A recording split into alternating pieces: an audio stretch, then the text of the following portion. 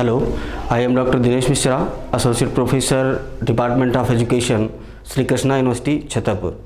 आइए curriculum development subject पे इस वीडियो लेक्चर में आपका स्वागत है। आज हम इस वीडियो लेक्चर में देखेंगे कि पाठ्यक्रम, पाठ्यवस्तु और पाठ्यपुस्तक में क्या संबंध है। कैरिकुलम, सिलेबस और टेक्स्ट बुक में क्या संबंध है। वैसे भी तो आप सब जानते हैं कि तीनों एक दूसरे से संबंधित हैं, एक ही उद्देश्य की प्राप्ति के लिए तीनों को बनाया गया है, परंतु कुछ अंतर भी हैं जिनको हम आज समझेंगे।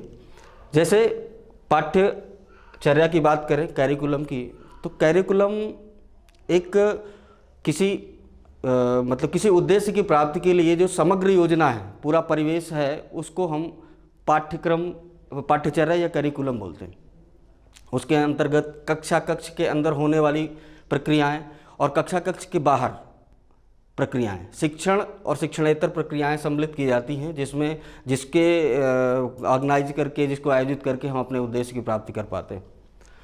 अब इसके बाद आता है पाठ्यक्रम सिलेबस। सिलेबस वह चीज़ है, सिलेबस में कक्ष के अंदर होने वाली प्रक्रियाएं, कक्ष के अंदर होने वाली गतिविधियों का जिसमें सम्मिलित किया जाता है वो सिलेबस है, जिसमें सिर्फ कक्ष के अंदर होने वाली प्रक्रियाओं को सम्मिलित किया जाता है और उन प्रक्रियाओं को कैसे करना है और कितने समय में करना है, ये सारी चीज़ें रहती हैं। पाठ्यपुस्तक, टेक्स्ट बुक तो हम सभी लोग जानते हैं कि टेक्स्ट बुक है जो हमारी किताबें हैं, जो सिलेबस के अकॉर्डिंग हमको मैटर उपलब्ध करने में, हमारी शिक्षण सामग्री उपलब्ध करवाने में मदद करते हैं, ताकि ये शिक्षक और छात्र दोनों के लिए ही बहुत महत्वपूर्ण है।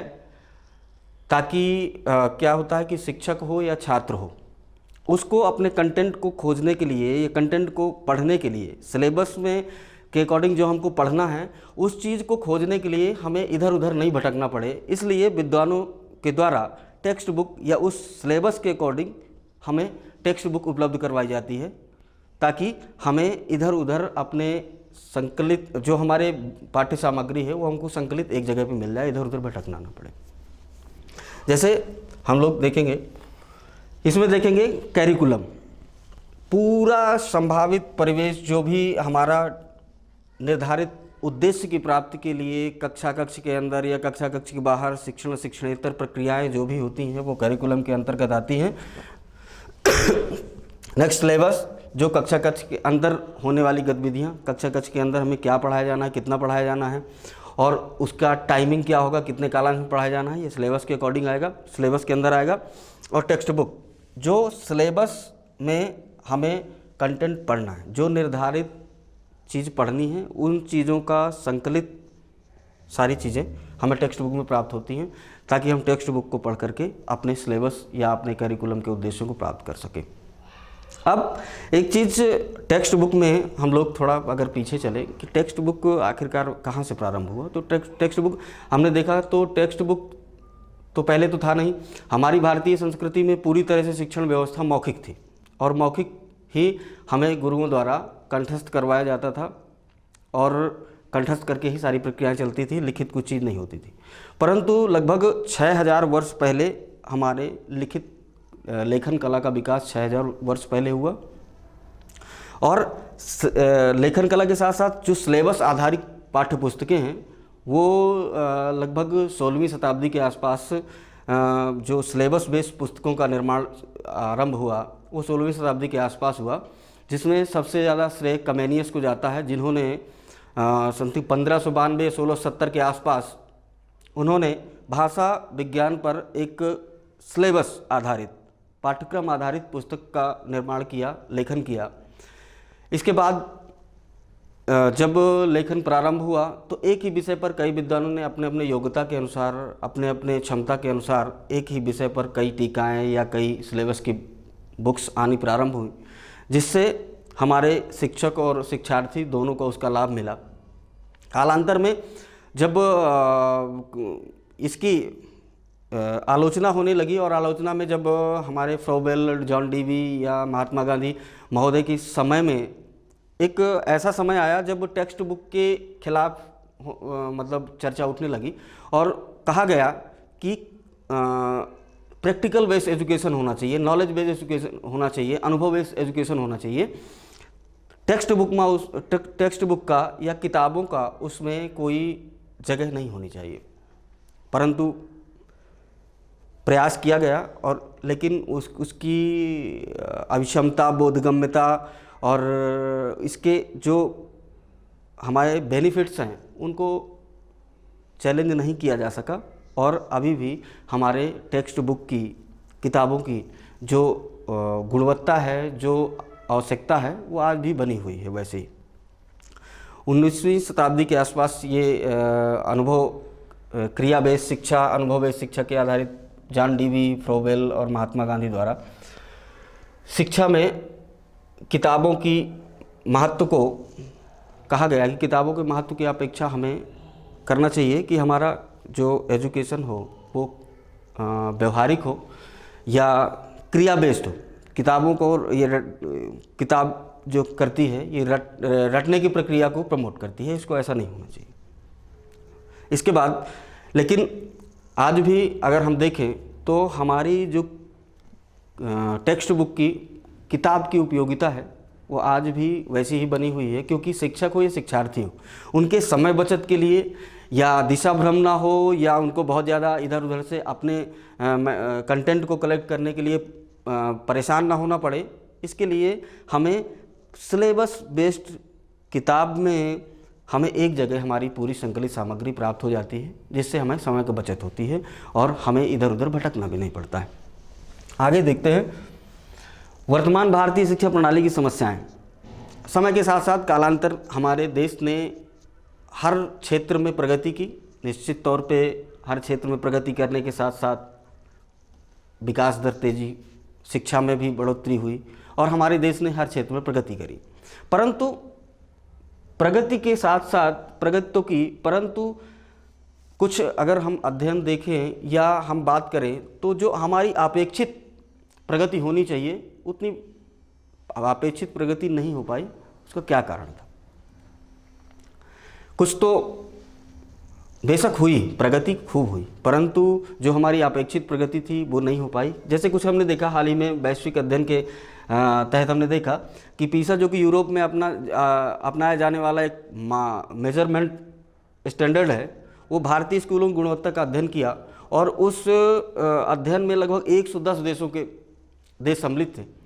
उन 110 देशों में से हमारे भारत की शिक्षा व्यवस्था को रैंकिंग जो प्राप्त हुई वो निचले पायदान पे थी। तो निश्चित तौर पे ये एक चिंतन का विषय है और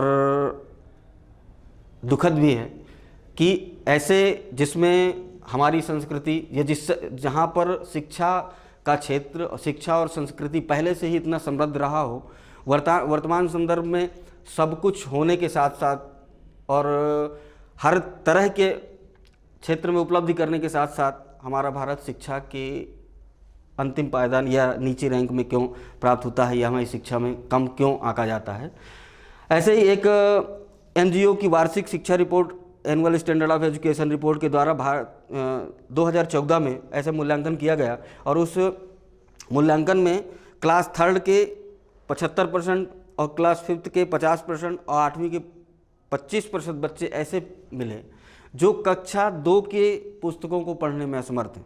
तो निश्चित तौर पे ये संदेह जो है चिंतन का विषय है कि इतने समृद्ध देश और जिसकी संस्कृति इतनी मजबूत रही, जहाँ पर शिक्षा की नींव रखी गई, जहाँ इतने इतने बड़े वेदों की रचना हुई जिनसे पूरा संसार मार्गदर्शन लेता है, वहाँ शिक्षा की अगर ये अव्यवस्था है, ये शिक्षा की ये दुर्दशा है तो निश्चित तौर पे चिंतनीय है। अब बात आती है कि इनकी समस्याएं क्या क्या है। अब हमारी शिक्षा व्यवस्था में क्या क्या समस्याएं हैं। जैसे शिक्षा प्रणाली का समावेशी नहीं है, शिक्षक प्रबंधन, शिक्षा की शिक्षा प्रशिक्षण, स्कूल प्रशासन और प्रबंधन के स्तरों में कमी है, पाठ्यक्रमों में व्यवहारिकता की कमी है। निश्चित तौर पे पाठ्यक्रम ऐसा होना चाहिए, समय समय पर हमारे विद्वानों ने इस चीज़ की अनुशंसा की कि पाठ्यक्रम ऐसा हो, व्यवहारिक हो। जो हमारे पाठ्यक्रम, हमारी पाठ्यपुस्तकों में हमें पढ़ाया जाता है वो हमें समाज में दिखाई देना चाहिए, हमारे परिवार में वैसी चीज़ें दिखाई देना चाहिए और समाज और स्कूल के बीच एक रिलेशंस होना चाहिए ताकि उसको पढ़ने में इंटरेस्ट हो और उसको वो चीज़ वास्तविक लगे। स्कूल स्तर में आंकड़ों की अविश्वसनीयता, आर्थिक रूप से कमजोर ईडब्ल्यूएस के लिए किए गए प्रावधानों को लागू न किया जाना। ईडब्ल्यूएस अर्थात इकोनॉमिकल वीकर सिटीजन, मतलब ईडब्ल्यूएस जो रिजर्वेशन है इससे लेन देन नहीं है उसका।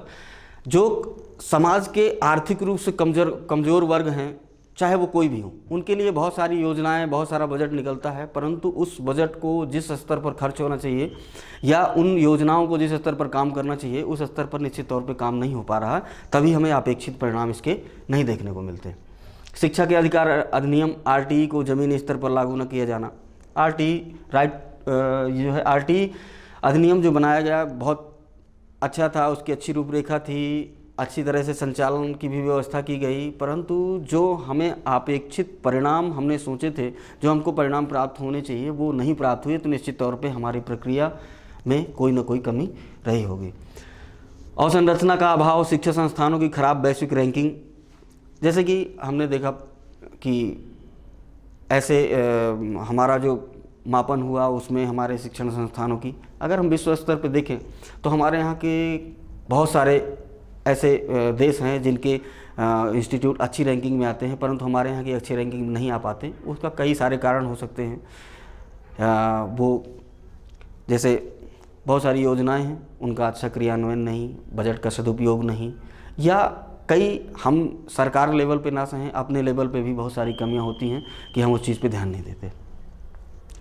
प्रदान की गई शिक्षा और उद्योग के लिए आवश्यक शिक्षा के बीच अंतर, जो हमें वास्तव में जो हमें इंडस्ट्री को हमारे जो एजुकेशन चाहिए वो हमारे सिलेबस में नहीं है, जो सिलेबस में है वो हमें इंडस्ट्री में कहीं पर बेनिफिट्स नहीं दे पाती है। तो ये भी एक बहुत बड़ा कारण है, क्योंकि हमें जो हमारे उद्योग के लिए जो शिक्षा चाहिए, जो स्किल्स चाहिए, वो हमारे कॉलेज स्कूल्स को वही चीज़ प्रोवाइड करना चाहिए। अगर दोनों में डिफरेंस हो जाएगा तो अपेक्षित परिवर्तन देखने को नहीं मिलेंगे।